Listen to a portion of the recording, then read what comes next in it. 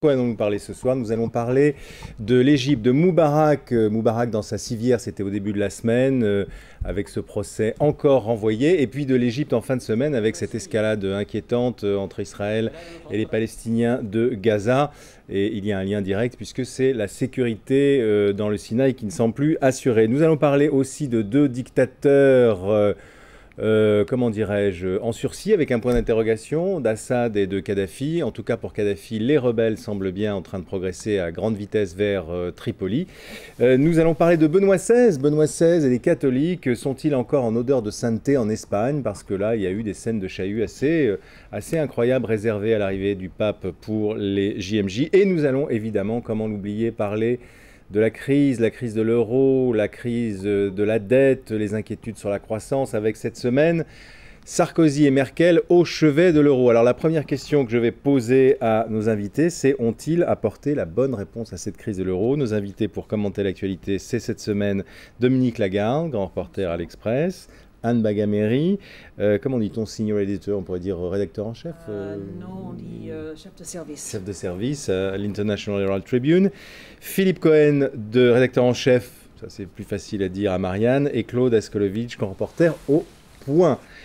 Ont-ils apporté la bonne réponse? Alors je vais commencer évidemment parce que c'est facile avec Philippe Cohen, parce que Marianne titre cette semaine Sarkozy le teckel de Merkel. On aurait pu dire le caniche, mais ça rimait pas. Teckel, c'est beaucoup plus joli. C'est en référence à l'époque où on écrivait le caniche de Bush, voilà. vous vous rappelez bon, voilà. Le caniche, ça marche. La rime ne marche pas. Oui, mais c'était Blair. Et puis le caniche de Blair, oui, exactement. Non, Blair, le caniche de Bush. Exactement. Bush's Poodle. Voilà. Oui, c'est ça. Mais ouais. Mme Par Merkel contre, n'aurait jamais Merkel, un chien français, alors, c'est évident. Avant de cette dissertation, mais c'est très bien de commencer sur les chiens. Écoutons d'abord, on n'attendait pas en vérité quelque chose sur la création des euro-obligations, les eurobonds. On nous avait dit à l'avance qu'il n'en serait pas question.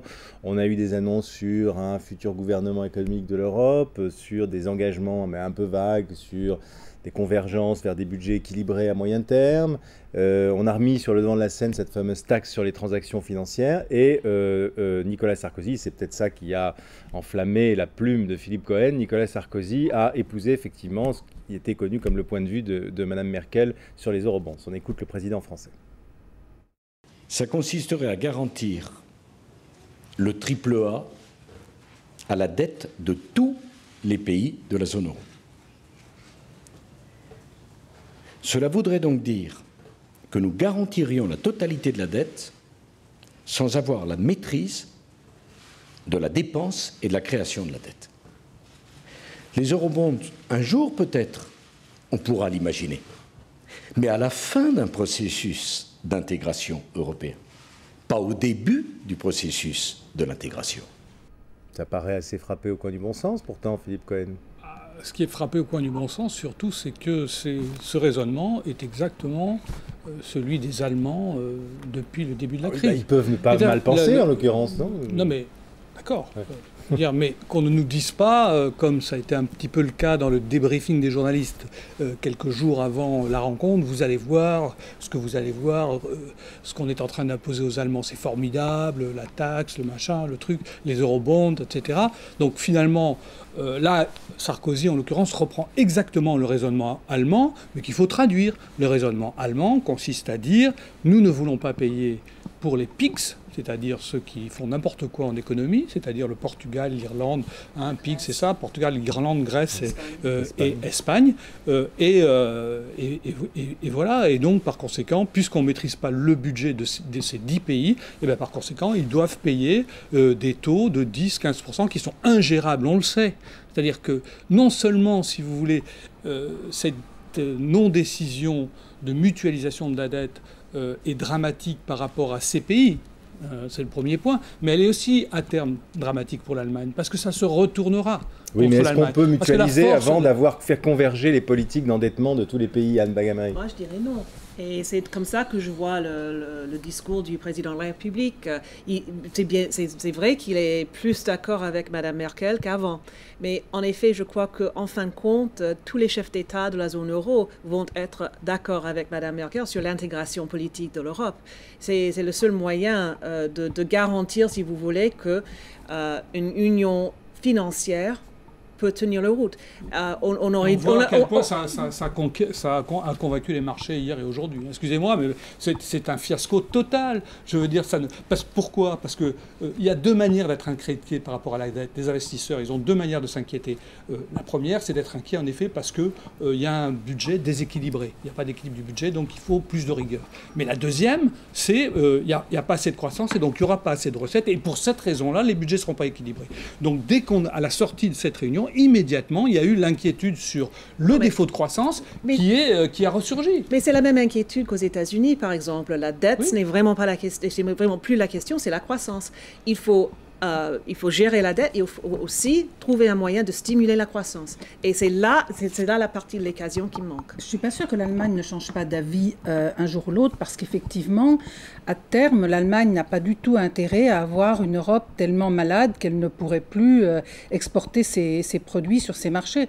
Ce qui est sûr, en revanche, c'est que si l'Allemagne change un jour d'avis, elle le fera aussi en y mettant des conditions quant à une gestion sérieuse de l'économie et de la dette. Mais je pense que l'Allemagne peut évoluer sur ce point au nom de ses propres intérêts, simplement parce qu'elle a intérêt à pouvoir continuer à vendre aux autres Européens. En réalité, c'est une question de temporalité. Il y a un point qui m'a intéressé, qui m'a fait tilt dans ce que disait Sarkozy, c'est au début du processus d'intégration. D'où Jésus. Je crois que le traité de Maastricht, c'était 92. Nous sommes donc, si j'en crois le président de la République aujourd'hui en 2011, au début d'un processus d'intégration économique réelle de l'Europe. Il a certainement raison, il a parfaitement raison. La question, c'est le rythme de sénateur, si j'ose dire, auquel avance l'Europe. Et ce sont toujours les mêmes débats. Depuis l'époque Mitterrand-Kohl, l'Allemagne mettant des conditions de bonne gestion, on peut être en désaccord avec ça, des grands équilibres financiers et budgétaires face à la France qui voudrait une intégration politique. Ça a toujours été ce jeu de rôle-là. Le problème, c'est qu'on continue d'avancer de compromis en compromis. Peut-être faudrait-il totalement changer la donne, c'est ce que pense Philippe, mais pour l'instant, on est dans le même paradigme. Et les négociations d'avant l'euro, du gouvernement Jospin, de Strauss-Kahn, face aux conservateurs allemands à l'époque, étaient de la même eau. C'est toujours la même histoire. La question, c'est que le déclin de l'Europe,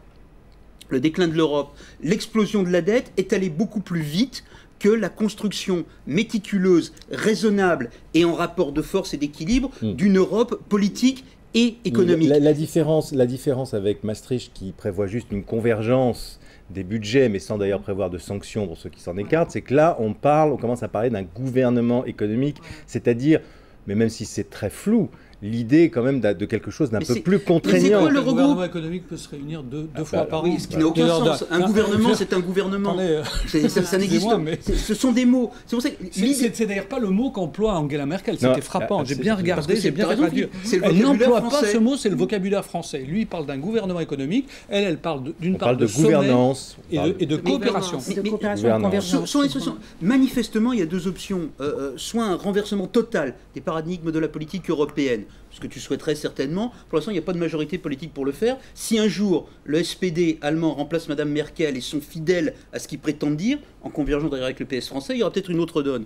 Pour l'instant, c'est comme ça. Et depuis le début de toute cette histoire, donc les années 80-90, nous suivons l'Allemagne parce qu'il n'y a pas d'autre solution politique. Je ne dis pas économique, politique, parce que le rapport de force n'est jamais là. Mais les mots gouvernement économique de l'Europe sont des mots, encore une fois, qu'on retrouvait chez les gaullistes, puis chez les socialistes français, quand ils négociaient avec les conservateurs ou les sociodémocrates allemands. Et à chaque fois, les Allemands disaient oui mais non, et il faudrait avancer. On est de manière intéressante dans cette même négociation, dans ce même équilibre et dans ce même faux-semblant, parce qu'effectivement, quand nous disons gouvernement, ils disent autre chose. Sans compter que ce qu'on nous présente, c'est pas du fédéralisme, c'est un mécanisme intergouvernemental, c'est-à-dire dans lequel, comme toujours en Europe, il faudrait l'unanimité pour prendre des décisions, etc. Il ne faut pas se tromper, je pense que Angela Merkel n'est pas du tout dans une optique fédéraliste, elle est dans une optique intergouvernementale.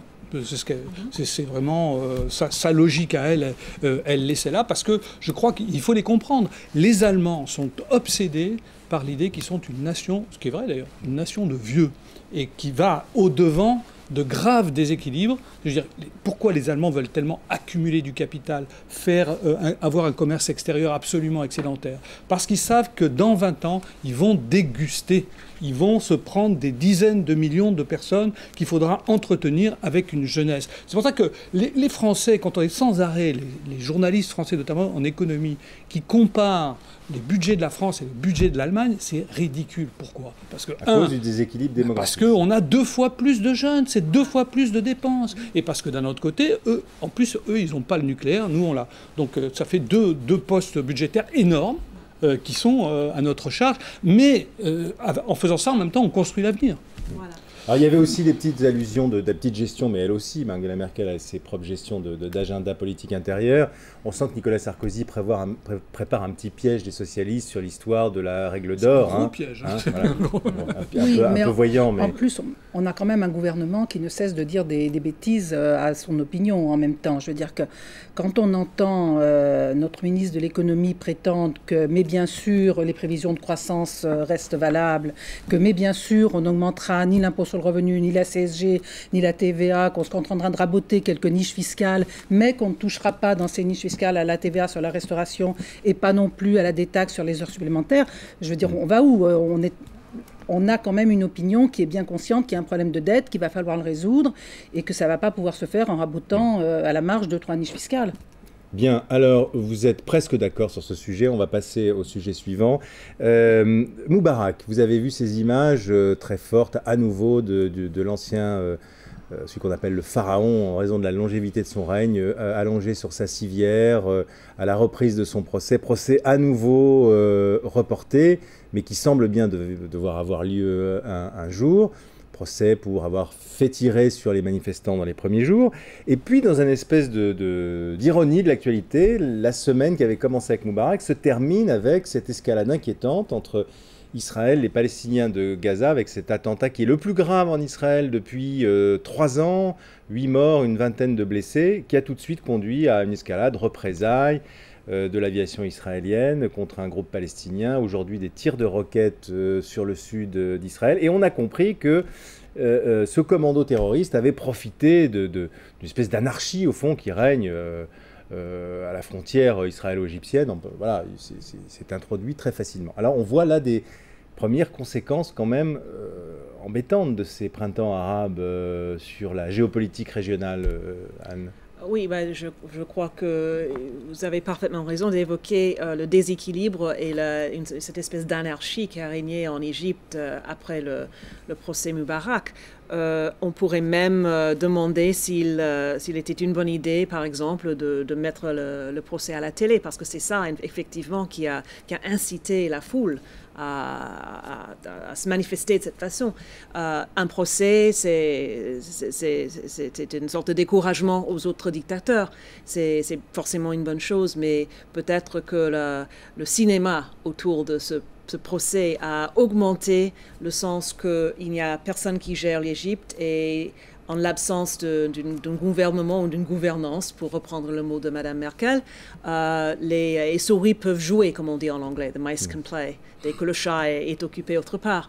Donc, effectivement, je ne sais pas si c'est vraiment la première fissure dans le mur du printemps arabe, mais c'est peut-être une réponse très particulière à ces circonstances. Oui, moi je crois qu'il faut être tout simplement réaliste. Je veux dire, sur le procès, je suis d'accord avec ce que vous dites, mais pour le reste, quand il y a une révolution, il y a forcément une certaine insécurité qui règne, et ces Palestiniens ont sans doute profité effectivement de l'insécurité et des facilités de le terrain pour se déplacer, mais on ne peut pas renverser une dictature après des années et des années de pouvoir unique et puis espérer que tout va rentrer comme par magie dans l'ordre et qu'on va faire de la démocratie à la Westminster du jour au lendemain. C'est forcément difficile, ce genre de situation. Je connais mieux la Tunisie que l'Égypte, mais il est évident qu'on passe par des périodes de transition qui sont difficiles, y compris sur le plan de la sécurité. Et c'est un peu inévitable. Mais la Tunisie n'est pas dans une région qui est quand même c'est dans une région beaucoup plus calme. Hein, c'est plus calme. La géopolitique est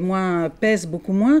Mais d'autre part, je crois qu'il faut être conscient aussi que ces révolutions arabes vont amener des gouvernants qui vont devoir tenir compte davantage de leurs opinions dans leur prise de décision. Là, je ne parle pas d'actes terroristes, mais dans leur prise de décision. Et qu'ils vont devoir, par conséquent, très probablement avoir une attitude plus pro-palestinienne ou plus ferme vis-à-vis d'Israël. Et même dans la calme Tunisie, on l'a vu récemment avec le débat sur la Constitution, puisqu'une disposition du texte provisoire, puisqu'il va y avoir une constituante importante, et ce texte pour l'instant n'est qu'un projet, mais une disposition bannit les relations avec l'État d'Israël, ce qui serait une première en Tunisie. Donc je crois qu'il faut s'attendre, oui, à un certain durcissement. Une forme de populisme arabe peut-être. Si on veut, une sorte il faut savoir que la cause palestinienne est quelque chose qui compte énormément dans les opinions arabes, et qu'à partir du moment où vous avez au pouvoir des gouvernants qui, parce qu'ils sont élus démocratiquement, parce qu'ils tiennent leur pouvoir des urnes, doivent davantage tenir compte de leurs opinions que des dictateurs qui pouvaient faire à peu près ce qu'ils voulaient puisqu'ils tenaient tout avec leur police, forcément, surtout quand on ne sait plus comment répondre aux besoins des gens sur le plan économique, on a la cause palestinienne et par ailleurs, en plus, quand ça va mal sur le plan économique, effectivement, on peut satisfaire... c'est un exutoire.